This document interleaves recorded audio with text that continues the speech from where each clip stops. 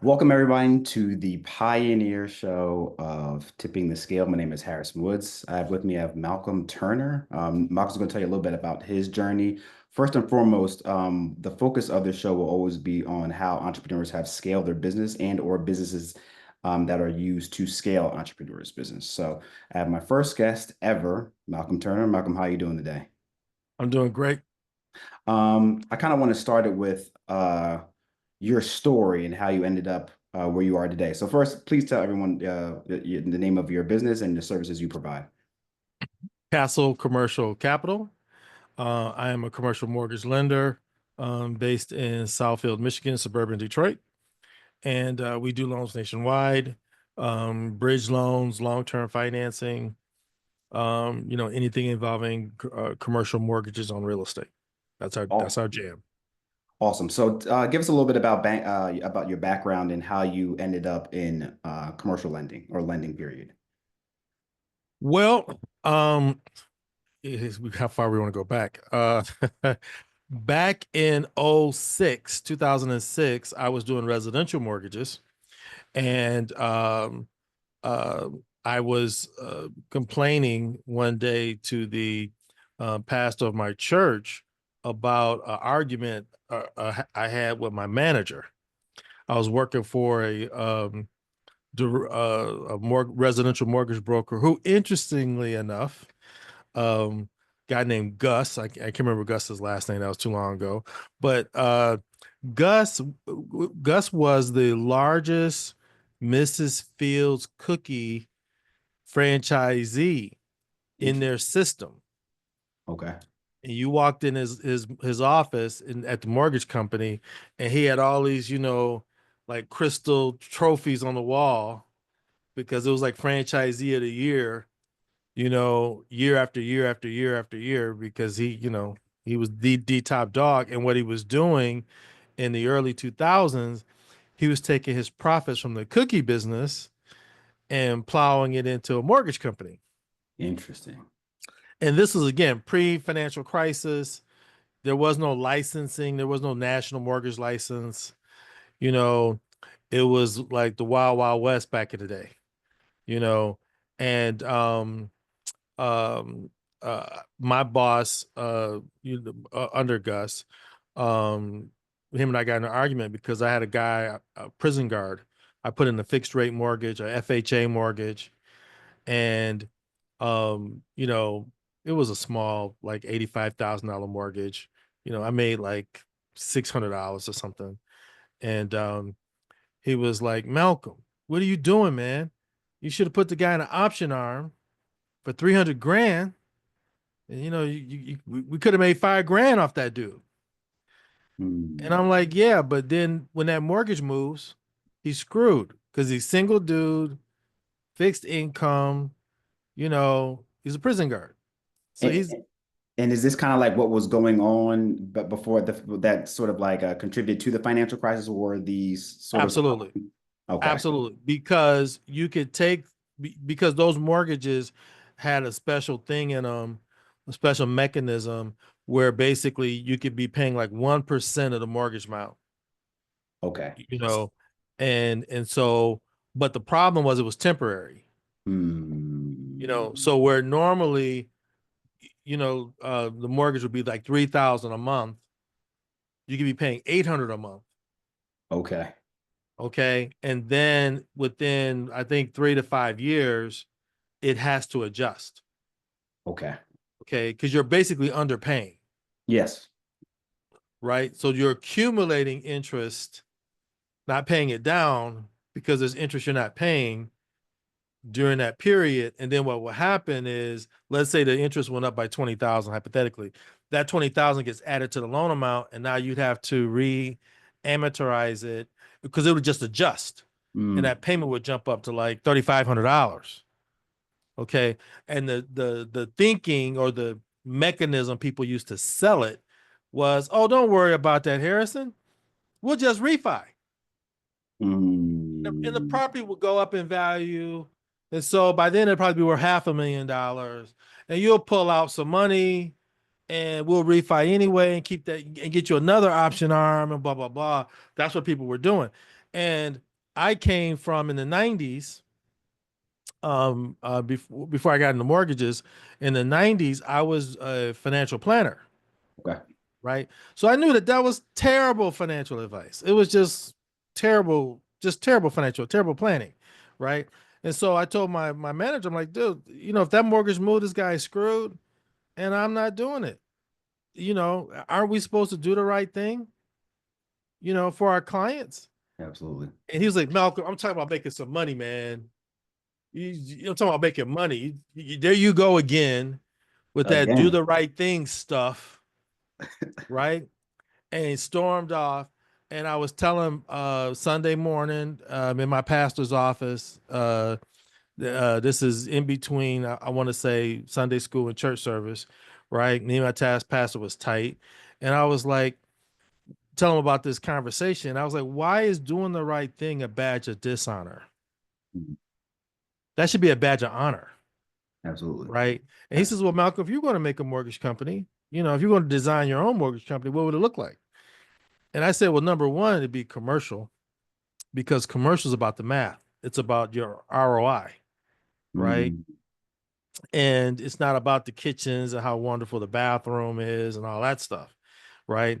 And he's like, well, how would you go about doing that? I'm like, well, you have to set up an office, right? So you have to rent a space, you have to get some furniture, you have to get some laptops, and you have to establish relationships, with some lenders so you could broker deals, and then there's a way to go about that, but boom, boom, boom, boom, boom, boom, there it is, it's all set up. And he goes, oh, great, let's do it. I was like, whoa, whoa, slow down, Charlie Brown. I thought we was just talking hypothetical, you know. And he's like, well, yeah, but you seem like you know how to do it and ain't that much to it. So, and I love you like a brother. I trust you with money. And I don't trust nobody with money. So we should do it. And I was like, well, all right. And just like that, within 2 months, 3 months, Castle Commercial Capital was born. And that was in February of 2007. And we've been rocking and rolling ever since. And we started as a commercial, so I literally quit that company, walked into our own office, our own setup, and walked away from residential and went right into commercial mortgage brokering and did that exclusively all the way up to 2019. interesting. And then I was approached by an institutional fund asking me if I had any paper to sell. And I said, Explain that for our audience. Any paper. to sell. If So I as had any, far. in other words, did I have any mortgages that I had written and originated Mhm. that I was taking? Because the mortgage is nothing else but an income stream, right? Mhm. Right? Did I want to sell that paper? Okay. Because that's what the banks do, right? So Chase gives you a mortgage, and let's say they give you a mortgage for $400,000, and then they turn around and sell that mortgage, that note. They sell that income stream to Yes. Fannie Mae or Freddie Mac, right? They get their lump sum back, you know, and now Okay. because you had a servicing company that's handling the payments Mhm. and escrows and all that stuff. So the servicer just switches who the core lender is.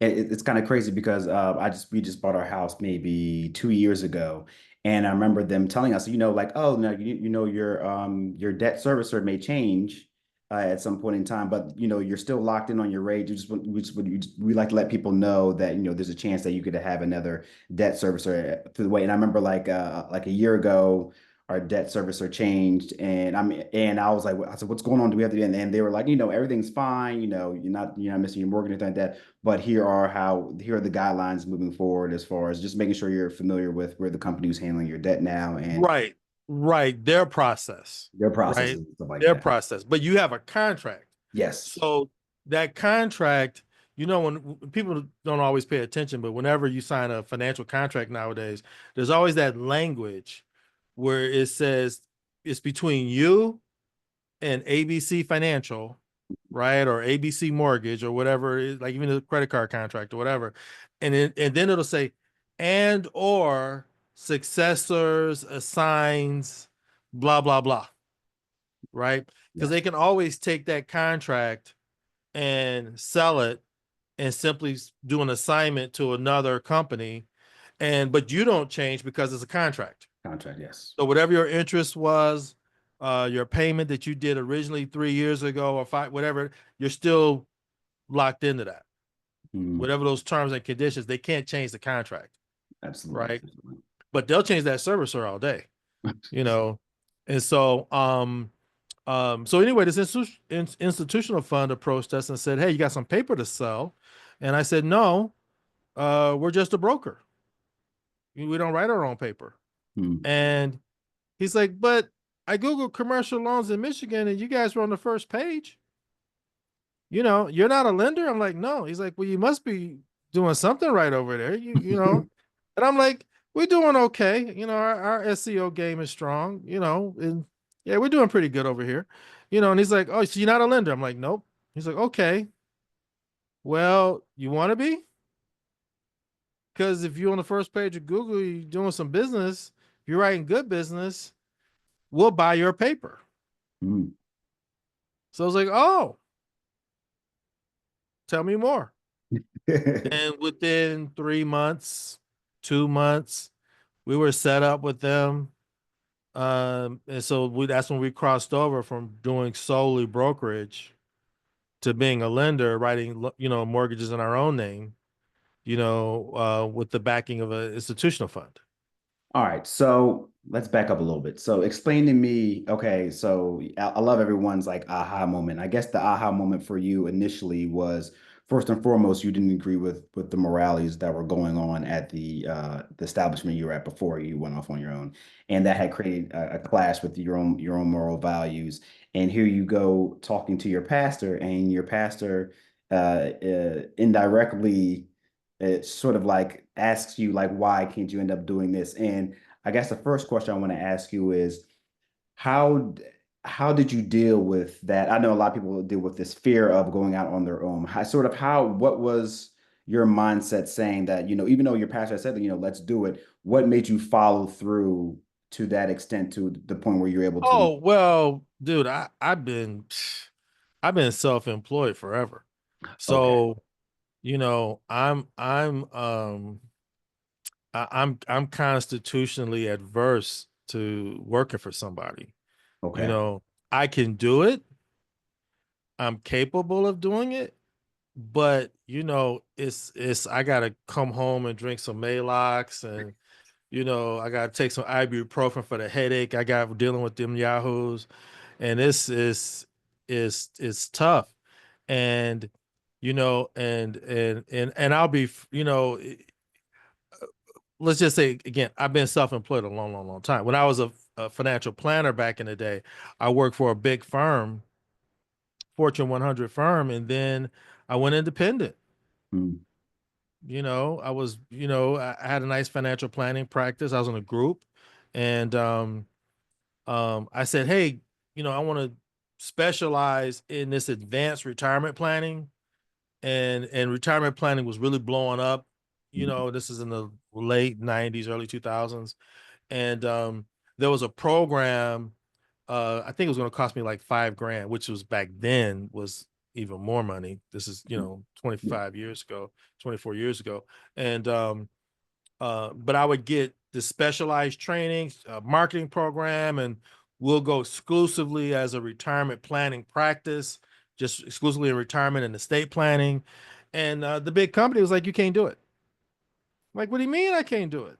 They're like, "Yeah, you can't do it. We actually got to deal with them."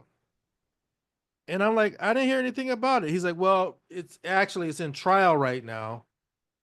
So we're doing a pilot program with that company, and we have certain select financial advisors that are in the pilot program." Right now, my practice was in Ann Arbor, Michigan. Mhm. Okay, Ann Arbor is a small town. I say town; it's a small city. It's 100,000. It's about a half hour east of Detroit. That's where the University of Michigan is at. Okay. Right, it's a bougie, McMansion neighborhood type college town. You ain't broke. You living in Ann Arbor, okay? Mm. And I had one of the top practices, for the company in that town. And so I'm like, if I'm not on the list, who the hell's on the list? Right. And they were like, well, we got some people we selected and, da da da. And I was going to the national conference, in Hawaii that previous year, you know, and I was in management. I was like the district manager of the Ann Arbor office, right? Making That's them a a lot of money. whole, that's a whole nother story, being someone of my complexion, the only guy of my complexion in that office, and now I'm the manager of it, you know. And then that time it ain't like today, man. People, it was a different world back then. And but and I had guys flat out told me that, dude, I can't, I'm gonna have a hard time with you being my manager, you Wow. know. And I was like, okay, well, here's the thing. I train, recruit, and manage the office, and I run my practice, my personal practice on 2 days a week. You run yours on 5, and we're writing the same amount of business. Mm. So, how about you let me coach you up on what I'm doing on my 2 days? You do it on the extra 3 that you have, double your business, and then your wife doesn't have to work for you as your free assistant. Mm. Right? You got some time to do some other stuff, or you just make some more money, or just work less. Yeah. Right? That's the other thing. If you find with the lifestyle you got, right, and we all had nice lifestyles in the investment business at that time, then maintain your lifestyle, work less, spend more time with the family. Your choice. He couldn't do it. He couldn't. He was constitutionally adverse to me being over him. Mm.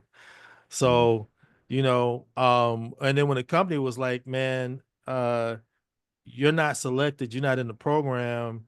And I'm like, well, that's fine. I'll pay for it myself. You ain't got to pay for it. They're like, no, you can't do it. And I'm one of these people, bro.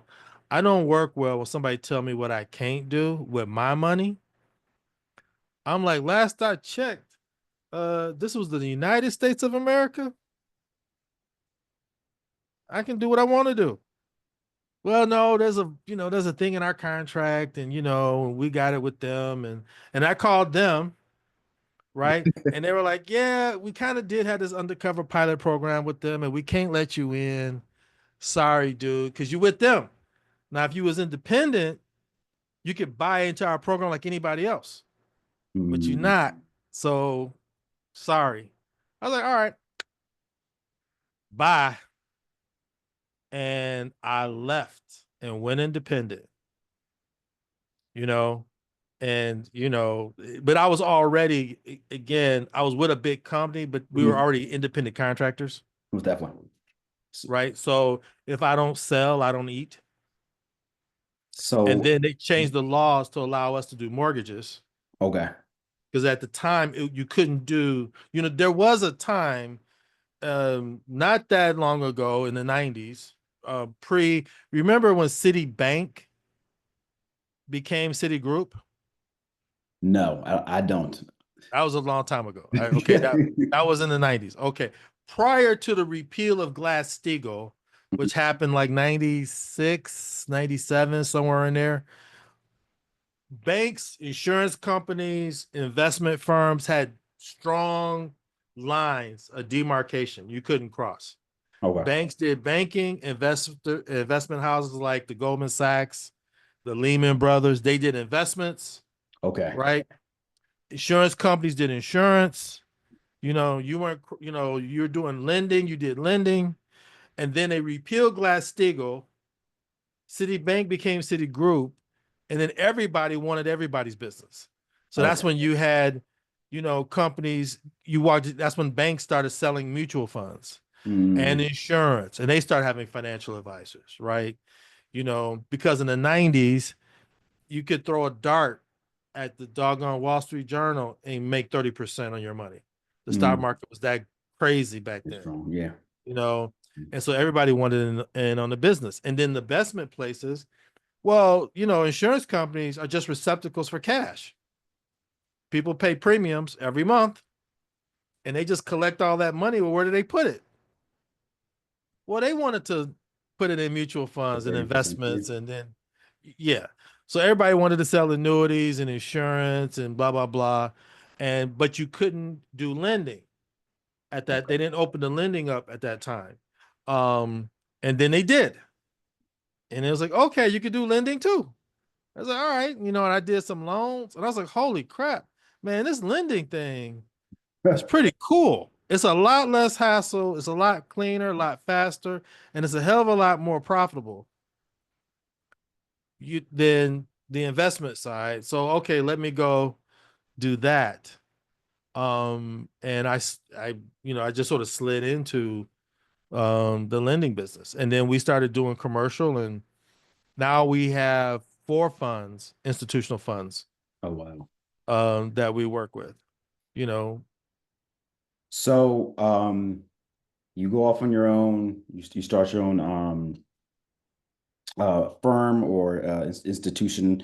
And so explain to me when it became sort of how you start out as a solopreneur and you started going out and hiring people. What did that look like in what was your mindset behind, okay, I think it's time for me to start bringing people on to help scale this business? that's a very challenging decision, because I've always taken that thing very seriously when you bring someone on, because you're not responsible for them. Hmm. It's just like if my daughter went to college and she came back, right now she's living with us, right, and it's like again, right, right, and so it's like, okay, I'm responsible as the head of my house to keep the lights on, to keep the phones on, to keep the, like, you know what I'm saying, to make the mortgage payment, right?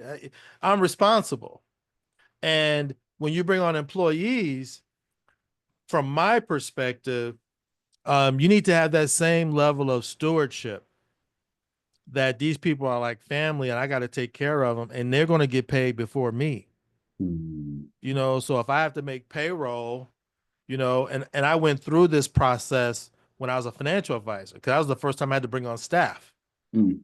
you know, and so it's like, okay, I've got a steady income of, let's say, I think the first time I had a staff person, um, I was bringing in like 4 grand a month in recurring income, Hmm. regardless of whether I sold anything. Okay.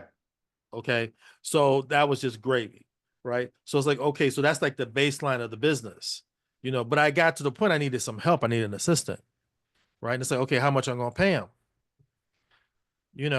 And so I think my first assistant I paid like 18 grand, and then the next one I paid 24, then I paid 35, right? Um and and if I only had, let's say if payroll was 2 grand this week and all I had coming in was 2 grand, they got it. I didn't. Absolutely. You have to pay people. You Absolutely. gotta, you're right. That's a, so all of the ups and downs of learning how to do that, I kind of got that out of my system, obviously, prior to me coming to the lending business. Right. So it was a time value thing of, do I have enough time? Because when you bring on someone, you have to train them and you got to manage them, right? And if you're running around like a chicken with your head cut off and you don't have good time management skills, okay, Harrison, I want you to come work for me. All right, now you sit right there and I'll be with you in a minute.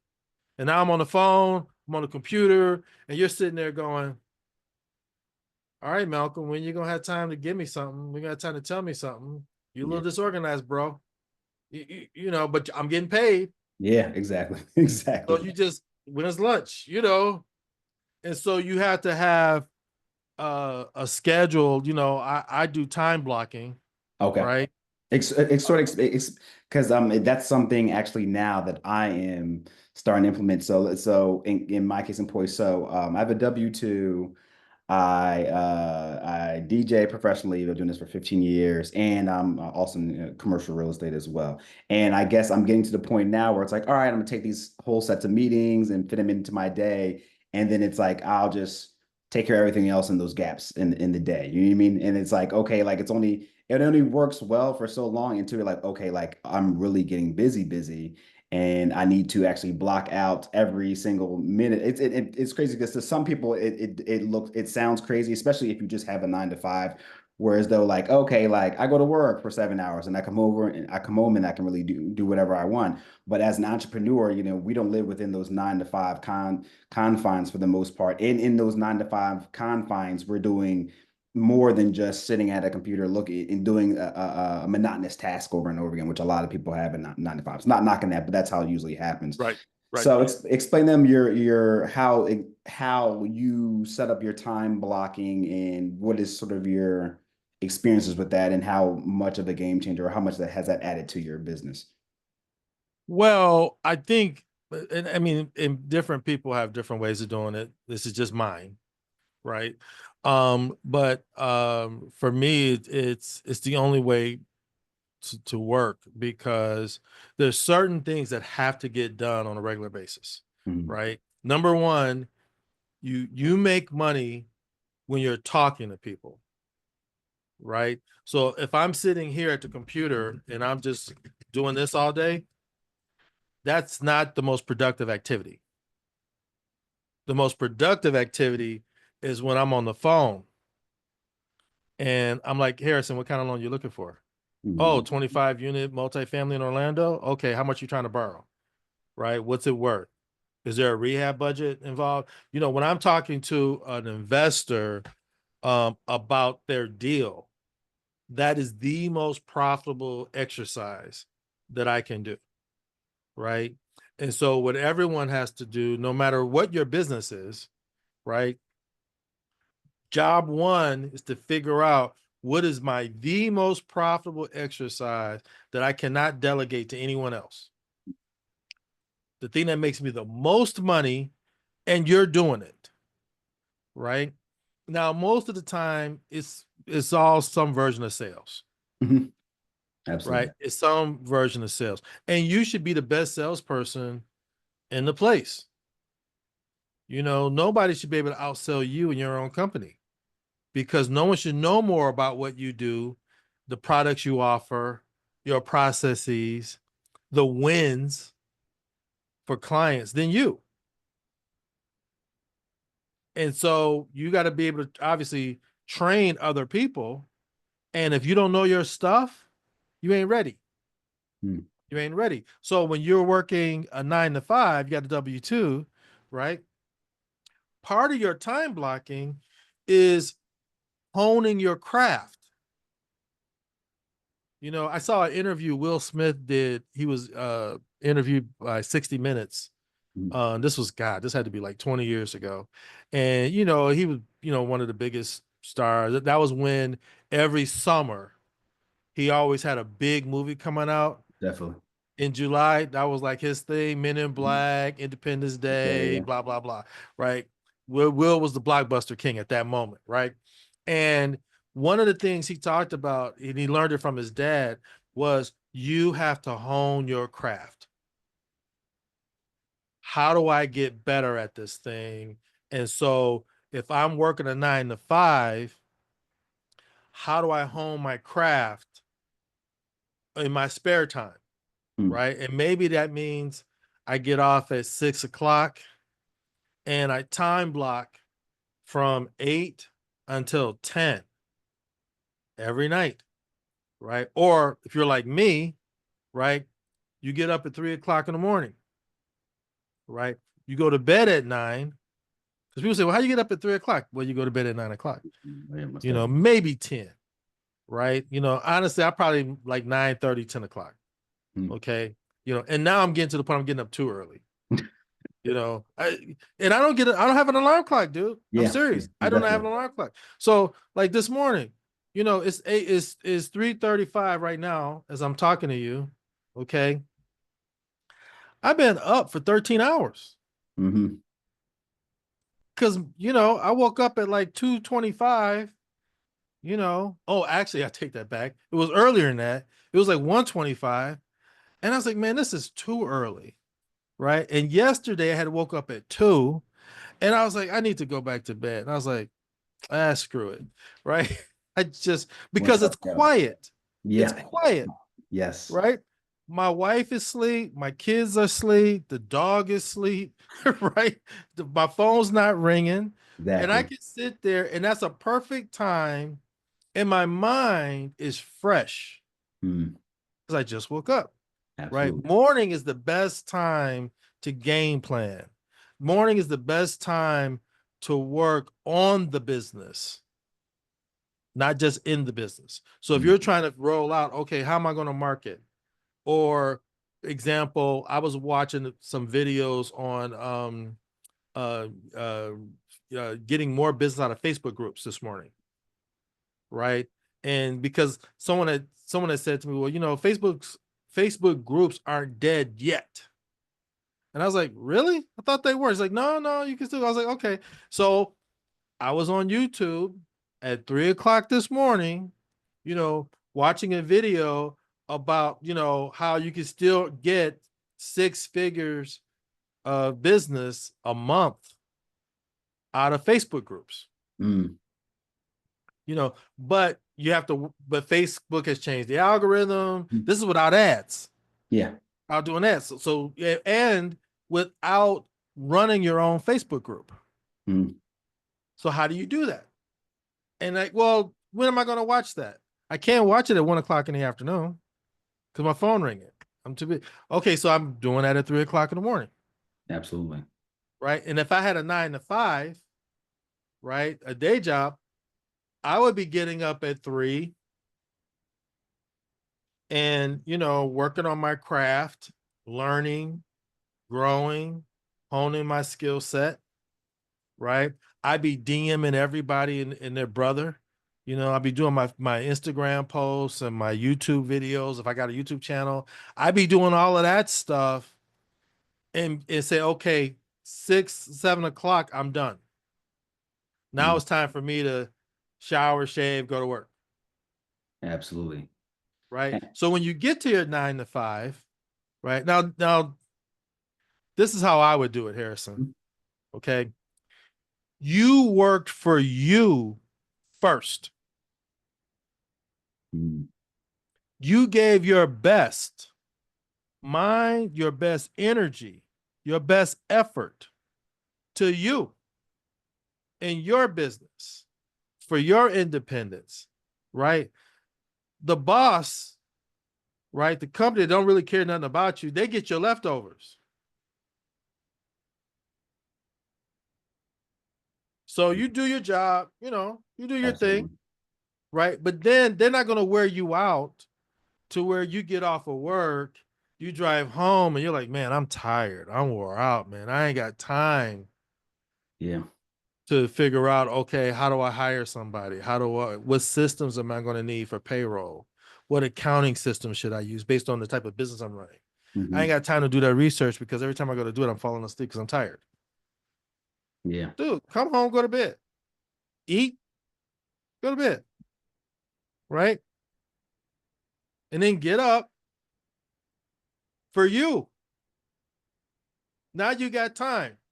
Okay, what's the best, systems out? Are there AI systems like Chat GTP that can help me market my business better or help me do research better or help me do ideation better? Get all that stuff done. And then send out emails, send out stuff, and early in the morning, right? Put a full day in. There was a time I sold out to the man, right? Got me a corporate job working for another. I didn't learn my lesson. I worked for another Fortune 100 company, right? And they did me wrong all day long, wrong, right? And my last week for them, I worked 78 hours. between Monday and Friday 5 day span. in a 5 day span. And we had a mandatory overtime on Saturday and Sunday. We had a noon meeting with the VP, and he came in and said, "Okay, everybody's working now. You on salary, so you know I'm going to give you comp time. Mm, I'm not going to pay you twice because no. you should have fixed this stuff in the first place. And now the hourly people, we got to pay them. Okay, and this is all management people in this room. It's like 50 of us. Okay, every guy in there had comp time from the previous year they get to use because management would let us take the time off. And the Uh, guy said to this room of grown freaking men and women, right? If you're gonna cry to HR like a little girl, bring it up right now. If you got a problem with it, open your mouth today. Don't cry to HR and run to them like a little girl. Say it right now. You could have heard a pin drop. and so essentially it's funny because I tell people once you understand the flow of money and how a business works is where you sort of start to realize where you're being exploited. So literally that comp time that they had from the year before, you're like, oh, so essentially I'm working for free because I can't even use the quote unquote comp time. And now you're trying to intimidate me to the point where I can't even say anything about it Well, and we're going to basically give you paid days off later, later. right? But you're not going to get an increase in your check next week for what you're doing right now, right? So, now here's the crazy part. This was in January, right? The December break, that Christmas break between, Christmas and New Year's, my boss had a 7 day vacation planned out in Orlando at Walt Disney World. He had a 12-year-old son that he didn't see that often because he was working like a dog, right? And they called him off his vacation. And they were Wow. like, "You listen, we need you to come back. We need you to work uh what did they say? Tuesday, Wednesday, Thursday. And you could go back on the weekend and finish up." And he was like, "You don't understand. I'm divorced. I promised my son that I was Mm. going to give him this time, right? I didn't book this thing. I didn't set all this time aside, da da da da." And they're like, we need you, Dan. We need you. And I remember sitting back going, this dude is making 175,000 a year. And they yanking his chain like he's a terrier. And I was going, in 20 years, am I still gonna get, you know, treated like that? And I was like, man, I don't know. And then literally, and he cried and blah blah blah blah, pissed off. He couldn't get out of it. They made him do it. He's on his phone to his son, explaining to him he's breaking a promise once again. And I could, you can hear one side of the conversation, but the other side, Absolutely. right? And he's talking to the ex-wife, Oof. and he's like, "Yeah, I know. Put Randy on the phone. I know. I said I was going to. Listen, I'm doing the best I can." Da, da, da. And I'm like, man, she just Yeah. right. And then he puts the son on, right? And he's like, "Yeah, son. Listen, work came up, and I gotta come back, and blah blah blah." And so they told him. I said they come on. They told him like right before he was gonna leave. So sort of like you flying out tomorrow, right? And let's say this weekend, and they telling you today, Thursday, that, oh, by the way, you're only gonna be there like 3 days, and then we need you back in Detroit, right? And he's like, I just gotta let you know, I gotta come. I know, son. Listen, okay, I know I promised. Yeah, yeah, I know. And he getting the crap beat out of him. And I'm standing outside his office because I had to talk to him about, our department, something, some business. And I was just like, man, he's just, and he was horrible to work with that day. He was a total a-hole the Yeah, rest of the day, absolutely. I can right? imagine. You're right. And literally like 10 days later, we having this meeting. And the guy's talking about, I'm gonna give you comp time, you working for free. I'm like, dude, did you see what y'all just did to my direct boss? Just say how y'all gang. And now you come on, man. And I went to the end of the day, I went to my boss and I was like, hey, I noticed on the sheet, I'm not assigned uh to which, specialty team I'm going to be on this weekend. And he was like, yeah, they don't want you to work because you work too much this week. And I'm like, wait a minute. He just told us 4 hours ago, I double dog dare you not to show up on Saturday. I don't want to hear, literally, he's like, I don't want to hear about your kid being sick. I don't want to hear about no soccer game. You gonna have your butt here. Don't show up and see what happens. I promise you there's gonna be hell to pay. Now, union people are protected. Mhm. You, however, are, are on my payroll, right? And I already checked with legal, and legal told me, like literally, he said this. I checked with legal, we can do it. So I'm cleared with legal. Now, if you got a problem with HR, bring it up right now. Bring it up right now. And everybody's like, nah. All right. So, wow, So what? I say that I say that to say when long story short of that, my boss told me don't come in. Now you steal wages when you show up to your job and you ain't supposed to, Mm, right? Because then they have to pay you, but you was off. yeah. So that's a actionable offense, right? Um uh so I didn't show up on Saturday, like my boss told me to. And then I got a text message on Sunday while I was at church. Don't bother coming in tomorrow. I was like, what? What? You told me, you mother trucker. You told me not to come in, right? Come on now. Don't just stop playing. Stop playing. Stop playing. But at the end of the day, Harrison, it was the best thing that ever happened to me because at one point it was like a week later because they didn't say I was fired. They weren't that classy. It was just don't come in tomorrow. You know, we'll let you know. And I'm thinking, okay, maybe I need to disappear, let people cool off, right? That whole political thing.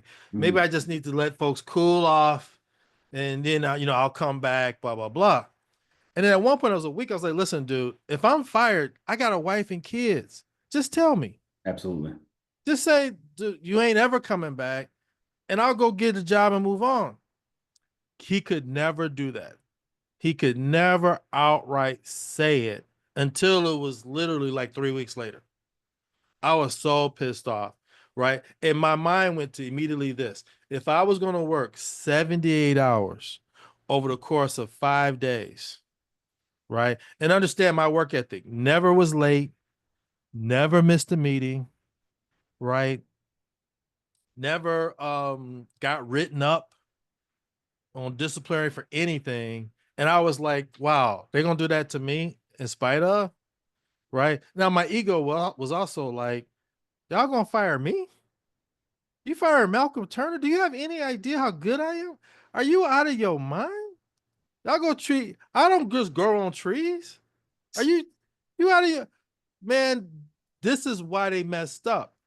This is as an organization. This is why you guys are you got problems, Mhm. right? Because you're just so poorly run, right? And I said, what if I worked that hard for me? Mm, What if I put in that kind of time and dedication for me? I'm gonna, pay for my own gold watch, my own pension, my own bonus, my own blah blah blah. Right. So man, I was working, for myself. Like my hair was on fire after that. This just made sense to you. Yep. Powerful. All right. So last 2 points, and this is great. So this is sort of a curveball, Malcolm, and something I've always noticed about you just from the time I first met you. Can you explain to people how important it is? You're always dressed to impress in any and every occasion I've ever met you. So I just want you to share with you sort of your viewpoint on how important imagery is and how important of professionalism is to you and how it has served you, and why are you such a great a best dressed man in every networking event I've ever been to. Well, couple things. One, and you may have heard me explain this on one of our networking calls. This is like my game jersey, Mm, and if you've ever played sports, right? For all of folks listening or watching this, if you've been on any team at all, there's a difference between your practice jersey and your game jersey, mm, right? When you put on your game jersey, right, and you put on the gloves, right, and you put on, I used to run cross country, right, and my competition shoes were different mm, than the ones I practiced in, right, and when I put on the cleats, right, and it's like, okay, it was like it was game on. There was a mind shift that, it happens, right? Everybody's ever played football or baseball, basketball. There's a mind shift, right? And you see it with professional sports, right? These guys are paid millions and millions of dollars, right? But what do you see when they're warming up for the game?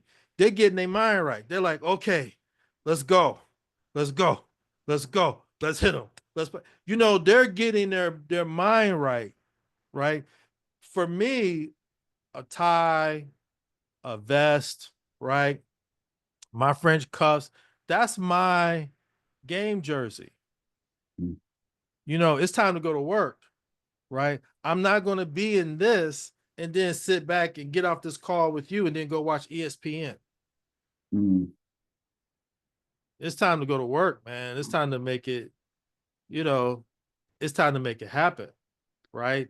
And from a that's internal, right? And it starts here. You got to have that internal game, right? Because honest to God, you know, if I'm in a polo and I'm just not on, I'm just not the same. You know what I'm saying? I'm just not, absolutely. right? But also for other people, right? I'm in the lending business. I'm a lender. I need to look like money. This Mm, is my opinion. Now, are there brokers who will do Zoom calls and Google Meet calls with their customers, investors, or whatnot? And they're in a, button down shirt and, polo shirt and, yeah, but I'm a banker, I'm a lender, right? I gotta have people take me serious because here's the crazy thing, Harrison. Today in 2024, nobody's doing it. you're absolutely right about that. Absolutely. Nobody's doing it. So when I get on a call with a new investor, right? And they're like, oh, he's in a suit. Okay, right? They take me more, just the seriousness of the call is up a notch than if I'm in like a t-shirt and jeans and I'm about to go to a baseball game. Absolutely. Interesting. You That's know, 100%. Yeah. it's just a different perspective. But I think even more than that, I think the headspace is there, and they take me serious over everyone else.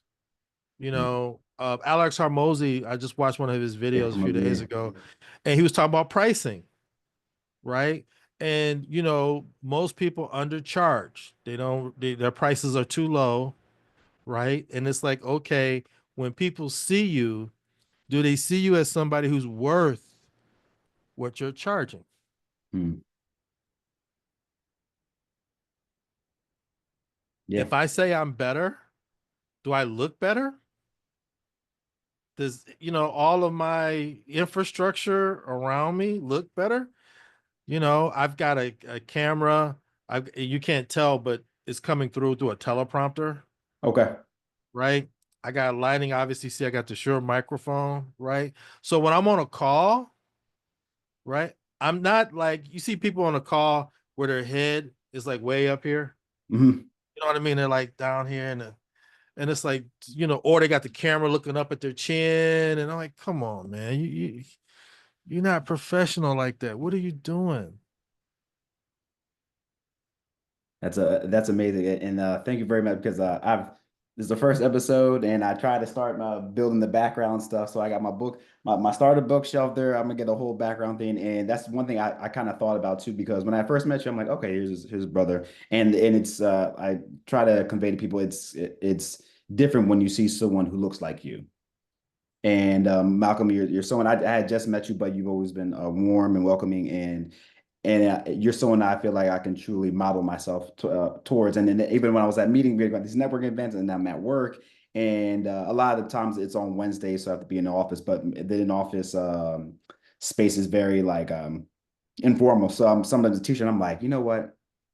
I got come if people are gonna really take you serious, the first impression you have is your appearance. Before you even say anything out your mouth, is the first thing that people are gonna see is your appearance. And I was like, okay, like that's when I was like, okay, stuff needs to change. Even if it's just a networking meeting, but you never know who you may be talking to at that meeting. As informal it may be, and as informal a lot of people are in those spaces, you just really have no idea who you're gonna be. And you're absolutely right. Nowadays, 2024, you're literally like maybe you might be the only one that I really see, and it makes a difference. It makes a difference. Last point, Malcolm. Um, so when did you know it was time to veer towards writing your book? And do you have your book? You got to show them the book, Oh, Malcolm. of course. Of Oh, course. bro. You know, financing the unbankable deal. How to buy commercial real estate with the bridge loan investor success strategy, right? Published on Amazon, hardcover, softcover, Audible, you know, published in the Library of Congress. Oh, wow. Bro, my stuff's registered for real, for real. For real. Not like, some anyway, I ain't gonna go there. You know, Tell me, it's not an ebook. It's not an ebook. it's not an ebook.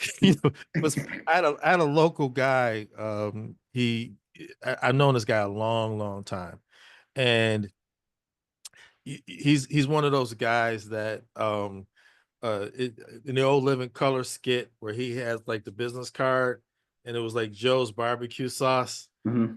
on the front, or barbecue shack, and he's like, "Yeah, girl, I got this chauffeur business," and she's like, "Oh, it says barbecue sauce." A barbecue shack. Oh no, turn on the back.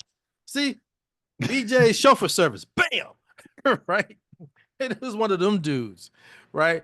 And he decided a couple years ago, three, to get in my business, right? And we'd be at networking events together, and at the same events locally. And he's like, "Yeah, I do the same thing Malcolm does, blah blah blah blah blah." I'd be like, Mm. "Bro, come on now. We might be in the same industry, but we ain't the same, right?" And when my book came out, I had my book signing, and one of the commercial realtors came up to me. He bought the hardcover. He's one of the first guys to buy the hardcover, right? Brought his hardcover to the book signing. It was like, "Hey, bro, I need you to sign my book," right? And I went to sign it, and he goes, "Hey, you see Gary over there?" Yeah, and I was like, "Yeah, he came out with a book last week." I was like, "Really? He wrote a book?" "Yeah, I like on lending." And he was like, "Yeah." And I was like, "Oh, okay." Um, and he's like, "Bro," I'm like, "What do you mean?" He's like, "It's like a pamphlet, man. Oh, It's not the editing and the visuals is kind of it's not even a good ebook, bro. I'm just telling you, you know." And but that's where you set a high standard for yourself, absolutely. right? And set the bar for everybody else, and Mr. Beast, who's like the biggest guy on YouTube, Hmm. somebody asked him, man, how do you get big like you? And he's like, this is one thing you got to do, just one thing. And everybody's like leaning in. Okay, what is it? What is it? He's like, do your job better today than you did yesterday. Mm. So when you make a video, just think, how can I make it a little bit better? Is there a way I can make the lighting a little bit better? Can I make the camera a little bit better? Can I do the sound, a little bit better in my scripting? Can I do a little bit better? Is my hook good? Is my Hmm. thumbnail? Like, just tweak, again, honing your craft where we started. How can I just make it a little bit better today than the video I did yesterday? And if you had that mindset, and every day you get a little bit better and you constantly improving it and tweaking it, after a while you'll be, top shelf. You'll have a million subscribers and you'll be rock. You ain't gonna catch up with me, but you'll be fine. Right. And he said it, and he's like, not because I'm like a genius, but he's like, man, I don't have a life. Like, Mm. I'm eat, sleep, drinking videos 70 hours a week. I don't have a family. I ain't got kids because you don't want to live like me. I'm addicted to this thing, Mhm. and I got like 1,000 video head start on everybody else in the game. Yeah, absolutely. And as long as I'm working like I'm working, you ain't gonna outwork me. So therefore, nobody's gonna catch me. Mm. And it's like, oh, well, you know, but you don't have to, Hmm. right? You don't have to. And whether someone's doing investing or whether they're doing lending like me, if they were doing like credit, business credit, whatever they're doing, just hone your craft and how to, like, my whole loan application. I look at my loan application and how can I improve it? How can I make it better? When I do a PDF that I send out to people, my lead magnet, right? 7 ways to get a hard money loan. Okay, should it be six? Mm. Is seven too many? Is the visual on the front? I got a money tree. Should I really make that maybe a treasure chest instead of a money tree? Like, I'm constantly thinking about, how do I make it better? How do I improve it? How do I, you know, reduce my churn rate? Honing what are your metrics? Mm. KPIs and such. Right, right. Like most people, I call it LAPS, right? I'll leave you with this tip. LAPS is an acronym, okay? And it applies to almost every business, okay? L is for leads, A is for appointments, P is for presentations, and S is for sales, okay? So you got to have leads to call, right? Appointments are, you got to book your schedule. Not everybody's not going to show. Hmm. That's the nature of the beast, right? But then how many presentations did you give? Like, how many people did you actually talk to, right? And then out of those people you talk to, how many turned into sales, right? How many committed to investing in you or buying your product or service or whatever, right? So every day you should be thinking about, how many laps did I do today? Mm.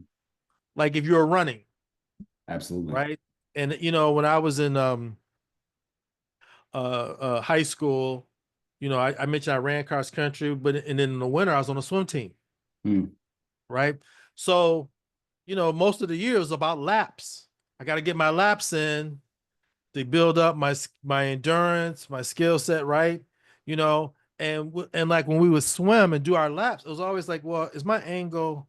Should I do my angle this way, or should I tuck my elbow in? Should I dig in or should I pull down? Like, you hone your stroke, right? You hone your craft, to make yourself better, but you got to get your laps in. That's like the one, no matter how you do it, if you ain't getting your laps in, there's no business. Mm. Now, systems will come because if you're getting your laps in, and let's say I was doing a real estate syndication and I put my laps in and I did, 4 investor presentations this week. Next week I got 5. 2 weeks from now, I got it up to 6 a week. You know, okay, well, what system am I going to use to track the money? Well, I got business in which to do it. Hmm. Absolutely. But let me not spend hours and hours worrying about what accounting. Am I going to use QuickBooks or I'm going to use something else? You know, am I going to hire this person? I'm going to hire that person. Did you get any laps in? If you ain't got no laps in, all that other stuff don't matter. Yeah, you got to focus on things that are going to move the needle. Right. And most people fail. There's this thing that says most people fail because they don't have enough money. They're undercapitalized when they start their business. Right. I Hmm. don't think that's true. Honestly, I think the reason most people fail at startups, right, especially when they're trying to make that transition from W-2 to full time, you don't have your laps in on a regular basis. You haven't got your marketing tight. Because how do you know when you can leave? How much money you got coming in? Because when I had my last, day job, I was like, man, um, um, uh, I'm making 3 grand on my own over what I'm bringing in on a day job. Hmm. Well, shoot, the day job is costing me money, Mm. You're losing money. right? I'm losing money because I'm making 3 grand more a week in that thing than working here. I can't afford to work for you guys no more. Interesting. Well, That's when you lately, that's financially. hmm, Financially, that's when you know I gotta go. you gotta go. Yeah, you're I gotta losing. go. And if you haven't gotten it consistent to where you putting your laps in every day, you don't have your work, your time block set up, you don't have your work ethic tight, and your money's doing this, up and down, up and down, up and down, you ain't ready to leave, Mm.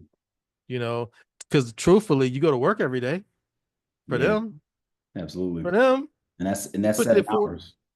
right, you put 40 hours in for them, you put 40 hours in for you. Come on. You you're gonna have it. It's gonna show up if you put the work in. It's just, you know, I just and especially, oh my God, in 2024, dude, 2024, how people broke. Come on, man. How people see now I'm gonna sound like an a-hole. not I'm I'm not saying this from any place of like arrogance or any Hmm. of that stuff out. If I was starting brand new, I never did lending. Now throw out my 17 years in the business. If I was brand new, I'd have no excuse to be broke, knowing nothing. Dude, what you'd have, Harrison, that I didn't have? You got YouTube, Yeah, absolutely. you got Google, you got Chat GTP. Dude, how you not learn about multifamily lending? Exactly. There's so many resources, it's ridiculous, right? Everything you need to know. Okay, I know the product. How do I get business? Dude, you got Google, you got YouTube. How do I market through communities? How do I market through Instagram? How do I market on Facebook? You got social media, the greatest Marketing tool. free promotion to a business has ever seen. Oh my, back in the day, 20 folks would call me from the yellow pages.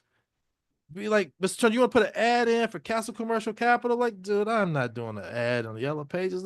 And actually, I spent that money. There was a time in the 90s where I spent that money on ads like that. Today, what I need to spend money on ads for? I could open up a YouTube channel for free. Absolutely. I could go on Instagram, post a 60-second reel and talk about the value I provide, have my elevator pitch, right? In a 30-second reel, put some hashtags in there. I don't know nothing about hashtags. Dude, there's a YouTube video for that. The video bads. Yeah, exactly. How you work the algorithm. There's a YouTube video for that. Absolutely. post that stuff up. Folks start hitting in their call you. Hey, I saw your thing. Really? Yeah, my buddy's cousin, sister, brother saw some video you did, and you still do lending, right? Yeah, dude, I'll do lending. Okay, let's talk. Everybody has one of these. Absolutely. You got a phone. Come on. This, the space shuttle had less computing power than this monster. And then with this camera thing, oh my God, dude, come on. And we ain't even gonna get into all the stuff that AI allows people to do as a solopreneur, where they can 10x their effort. Like we take this podcast, you send me that thing, I go to Opus Opus, Clips, chop it up. I, I just put it in. I just Yeah, hit download and exactly. just wait 10 minutes and the thing goes, here's 30 clips. Exactly. Absolutely. That's a month of content. Yes. Just like that. Holy moly, dude. And it does the captions for you. It does. Now you may tweak it a little Yeah, bit. of You course. may say, it cut it off a little too early. Mhm. Let me just extend that clip another 15 seconds more. But you can tweak that thing. Oh my God. The time How is you don't have business? I wish I had those tools 20, 30 years ago. You know, if they had this stuff out now when I was a financial advisor, I would have got too big to even think about transitioning to lending, mm, right? I think the time I made the transition, I had like 30 million of assets under management, okay. right? Which back then in 99, 2000, that was like okay money. Okay. That was a good practice to live on. Okay. Today, dude, you could raise that kind of capital. You know, I would have had in that same amount of time, I could have had $200 million assets, and then I can't leave. Mm, I want to do lending, but I can't. And so now my focus as a lender, right, and just you little inside baseball how our business works, it's the same model, but it's based on loans. So I have hundreds of loans, and the first of the month, everybody got to make their payment, mm-hmm, right? So there's all that recurring income coming in. Some of that interest goes to investors. Some of that interest comes to the lender. And so it's like, okay, am I servicing 30 million, 50 million, 100 million, half a billion? It's the same game, but it's in debt rather than in yes. a portfolio of Hopefully. stocks or bonds. Absolutely. It's the same thing, right? And then you monetize that income stream. And then you say, okay, Zella Capital, which has 200 million under management, is generating 3 million a year in income. You want to buy it because I'm 65, I think I'm ready to retire. Well, okay, 3 million of annual recurring income is now worth $10 million. Hmm. That's what you got to write a check for to take it, as a hypothetical, right? Exactly. It's going to be some multiple of that income, Yeah, because it's investment. right? Right, based on the quality of that income stream, Of course. right? And whatever those metrics are, right? So all businesses is the same, but that's why you can't work for anybody else. Exactly. Because equity, you got to work for equity. And a lot of people don't get that sort of exposure. And that's the one of the greatest things that before I started founded Zayla Capital was the fact that a guy I saw a video and I'm so happy I saw it. He's like, listen, before you start any business, he said never name the business after yourself Correct. because what you want to do is if anyone wants to come and sell come and buy your business, you never want your name to be linked to whatever you had just sold to someone else, and whether they run into the ground, you never want to have that sort of, you always want to have that connection between business and your personal brand and your personal, because you can take your face and take it anywhere else, but you don't want anyone to be able to take your name that is associated with your face and run into the ground, and then you're always going to be forever tied to your business. Well, I wouldn't say it from that perspective. I would say it from this perspective. If it's got your name on it, right? If it's Woods Capital, Hmm. Woods Capital is you. Yeah. You're selling it to me, Malcolm Turner. You're not here no more. So Woods Capital is worth less the Mm. minute you walk out the door, Mm. right? I never even thought of that. That's a very good point. So if it's Zella Capital, right? It's not personalized. It's a system I'm buying. There's no like personal IP Mm. tied to it because it's not, it's not Turner Capital.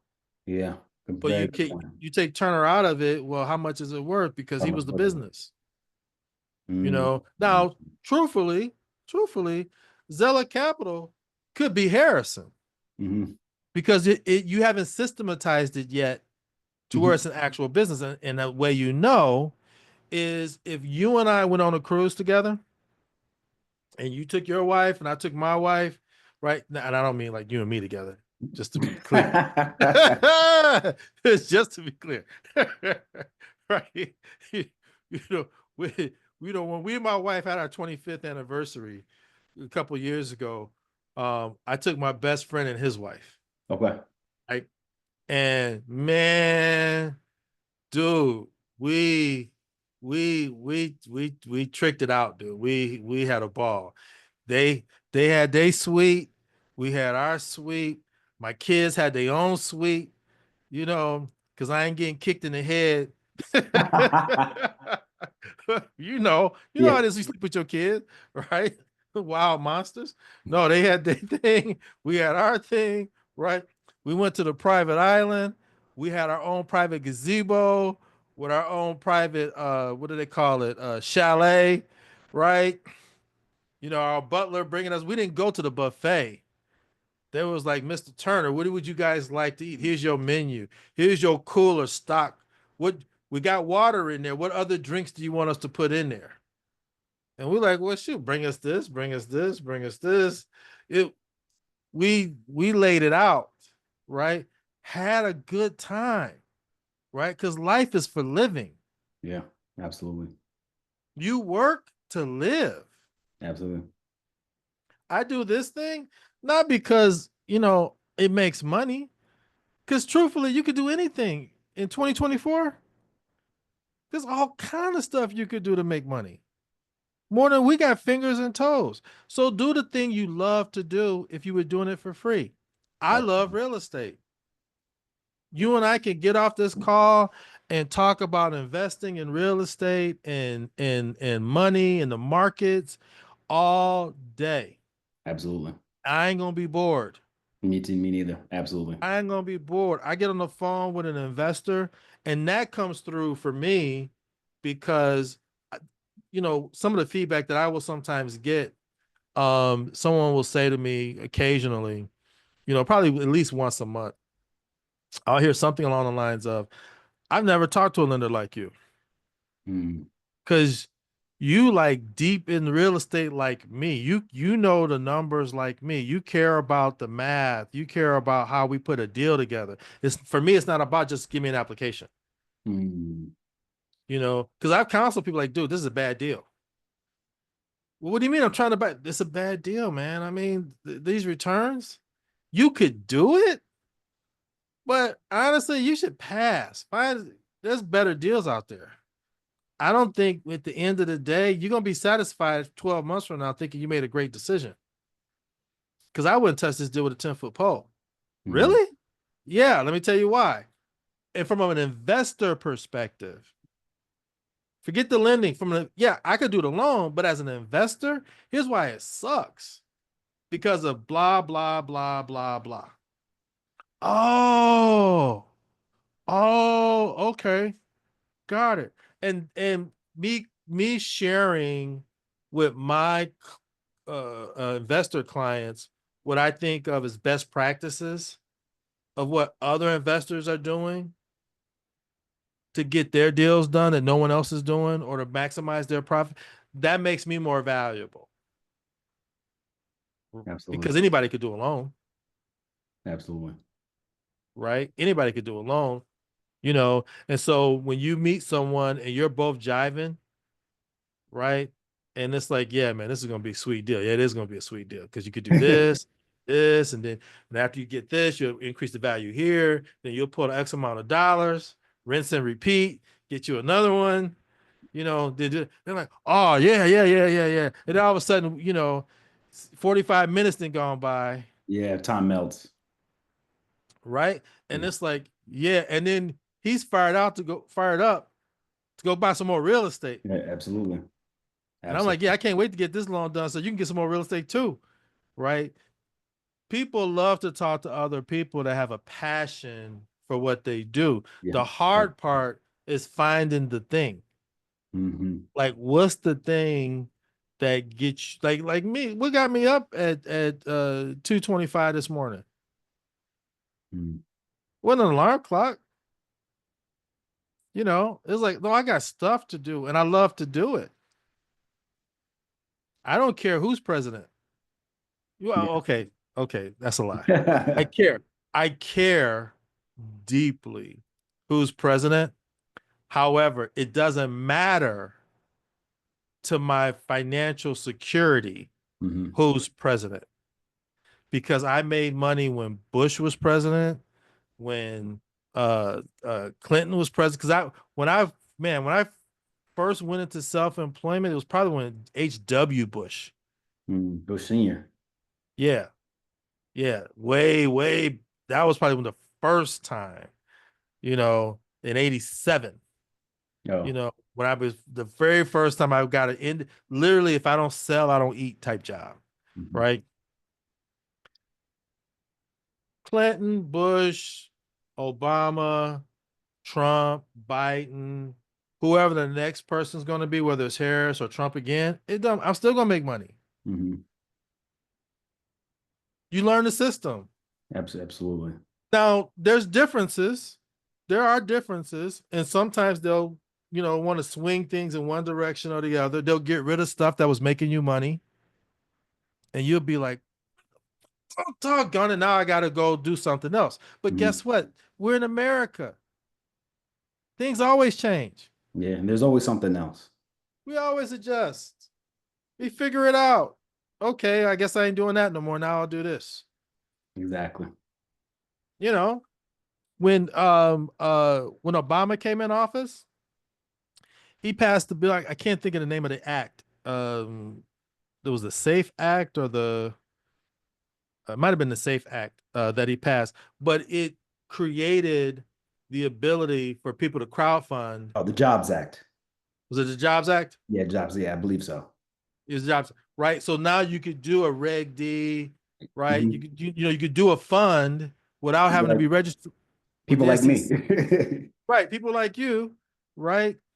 And ironically, I'll be at a conference and I'll meet a guy and he's like, yeah, he's got his own fund and he got like $40 million in it and he's trying to do all this stuff, right? And then politics will come up, right? And he'd be like, oh man, Obama was terrible and blah blah blah blah. I'm like, dude, you sitting with $40 million in your fund that you raised with you and your buddy and through your Rolodex because he passed that. Absolutely. The only way He that's passed possible, that. yeah. Not Yeah. Reagan, Oh, yeah. not Bush. He passed that. Come on. Now Trump came in after him. Trump didn't get rid of it. He didn't mess with it. Thank Hmm. you, Mr. Yeah. Trump, for leaving a good thing alone. Absolutely. Right. So okay, take advantage of the stuff. If Kamala Harris comes in, right, and for real estate, she's got three things that's going to affect us that she has articulated. One, that $25,000 down payment assistance. Two, she wants to put tax credits in place so that developers are incentivized to get back into building new housing stock. Ground up. Right. Because back in the day, when I first got in this business, back in '07, '06, you know, and I don't know about you guys, but locally, developers were getting low income housing tax credits. They would Mm. get awarded and then they would sell the tax credits. They Wow. would get awarded like, 600 grand in tax credits, sell it to wealthy investors because tax credits are a dollar for dollar deduction off your taxes. Hmm. You can sell those, right? They would sell those, then get the capital. And now all of a sudden they're building a 200 meg mansion, real estate development. They all got wiped out in the great financial crisis when everything went to hell in the handbasket, right? But so did that type of financing Hmm. with that program. They got rid of the funding for that too. Man, if she brings that back, dude, right? I'm gonna be like, oh well, let me dust off my ground up new construction financing. I got it. I Yeah. have it available now, but it's not being utilized like it should. We Hmm. are 4 million housing units short of demand, So I heard. right? If she wants to put a tax credit program in to fill 3 million units in her first term, girl, go get them. Go get them. I don't, I, to me, it's not whether she's a D or an R. Hmm. She gonna put that program in place. If Trump was gonna put that program in place, I would want that too. I'm not gonna poo-poo a bad idea Absolutely. or a good idea, right? Based on who said it. I'm gonna poo-poo a bad idea because it's a bad idea. Yeah. Most And I'm definitely. gonna champion a good idea because it's gonna make me some money. And the people that I do business with, money. Okay, yeah, let's do that. Oh, and then I said three things. The third thing that she'll do that'll affect us, she wants to offer that $50,000. She wants to increase the tax deduction for startups from 5,000, which is nothing, to 50. 50 grand, 5,000 is nothing. You could barely open a popsicle stand with 5 grand. 50 grand, that'll make a difference, Absolutely. right? And it sure as hell is better than 5 grand. Yeah. Well, I don't know if that's enough, dude. It's 10 times More. It's what you more than get now, it's more than right? what I'm getting now. You think that if you think that ain't gonna make a difference, you ain't been paying attention. Let me tell you something. That's gonna make a difference, right? Absolutely. Now, now here's the thing. For all I know, right? It's hypothetical. Let's say I was a dyed in the wool all my life Democrat, right? That could have been a Republican idea. I don't care. If it helps my business owners be more successful, right? If the $25,000 DPA down payment assistance for first time buyers helps create a market for the developer who got the tax credit to build the development in the first place, and then the government turned around and helped the buyer buy his product, dude, there's flow, Absolutely. right? Whenever there's a river of capital, right, you and I need to be standing by the side of the river with a bucket. Dip it in, take some out. It's a river, not a reservoir. It ain't getting lower. We making money off the flow. And as long as that flow was popping, let me keep going. The more, Absolutely. right? That's the beauty of where we live. We in America, money's flowing like crazy. Capital is available like crazy. So find the river, whatever your river is, right? Get you a bucket. And if you Absolutely. don't know how to get you a bucket, that's what YouTube for. You got to figure it out. Figure it out, That's man. the hustle, man. That's the hustle. Well, Absolutely. thank you very Absolutely. much, ladies and gentlemen. Malcolm Turner. Show them the book one time, and so they can know. And we say it's available at the Library of Congress, everywhere, Well, everywhere. it's registered like it's available on Amazon. On Amazon. Financing the Unbankable Deal. You can also find me at castlecommercialcapital.com. Yeah, man. Yeah, and like I said before, Malcolm's always been super cool. Never hesitate to reach out to him for all your lending needs, or if you just want to have a conversation about real estate, he's that guy. Thank you very much, and I'll see you guys next week.